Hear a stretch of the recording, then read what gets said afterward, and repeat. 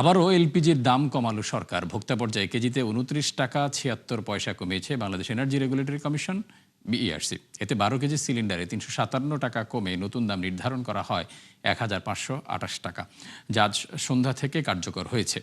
এছাড়া অটো গ্যাসের দাম ৮৬ টাকা ৯৩ পয়সা থেকে কমিয়ে ৭০ টাকা ৪০ পয়সা নির্ধারণ করা হয়। এর আগে ১২ কেজি এলপিজি সিলিন্ডারের দাম ১,৯৪০ টাকা থেকে কমিয়ে ১,৮৮৫ টাকা নির্ধারণ করেছিল বিইআরসি।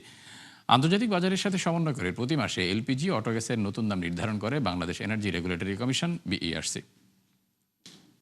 ১২ কেজি সিলিন্ডারের মূল্য জুন ২০২৬ মাসে ছিল ১,৮৮৫ টাকা, যেটি জুলাই মাসে হবে ১,৫২৮ টাকা। প্রতি ১২ কেজিতে এখানে কমেছে ৩৫৭ টাকা।